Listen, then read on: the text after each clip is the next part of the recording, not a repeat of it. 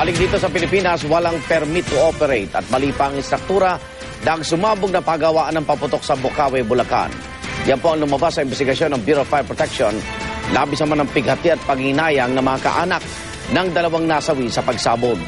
Saksi si June Veneracion. Mula sa pagawaan ng pabrika kung saan unang nagkaroon ng pagsabog kahapon, nagliparan daw ang ilang kwitis kaya nadamay rin ang ibakang ito ng paputok sa gitna ng bukid sa Bocaue, Bulacan. Kuhang-kuha ang mga tagpo ng saksing si Enrique Loren. Yung mga bumbero nga dito na tumulong pati yung mga tao na nag-iusyuso, si takbuhan kasi akala nila madadamay naman yung kabilang imbakan. Kasi magkakatabi-tabi lang yung mga imbakan dito Si Loren din ang unang sumaklolo sa 15 anyos sa si Adrian Paul Gray na pamilya pa rin ang bukang bibig sa gitna ng pag-inda sa mga tinamong sugat. Sige na, kuya.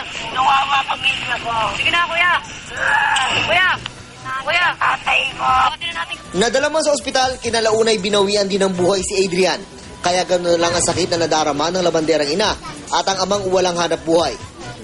Masakit nga po. Masakit po. Adrian, ayun pala yung sinasabi mo, Adrian. Hindi ko ka alam, Adrian. Bibig akong tuto.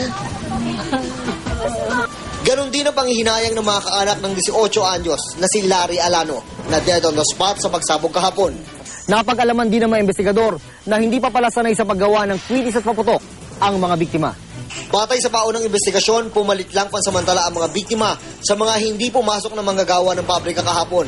Gayunman, kinukumpirma pa rin ng mga otoridad ang impormasyong posibleng nadamay lang at hindi talaga trabahador si Adrian. Lumabas din sa pagsisiyasat na posible umanong nagkamaling lagyan ng pulbura o mitya ang pagitan ng dalawang pinagdudugtong na bahagi ng kwitis. Kaya nang pagkabitin na ang mga ito, nagkaroon ng spark na nauwi sa pagsabog. Ang pabrika ng Olis Fireworks Manufacturing naman, bukod sa walang permit, natuklasang mali ang estruktura dahil hindi konkreto ang pader at ang sahig naman ang konkreto.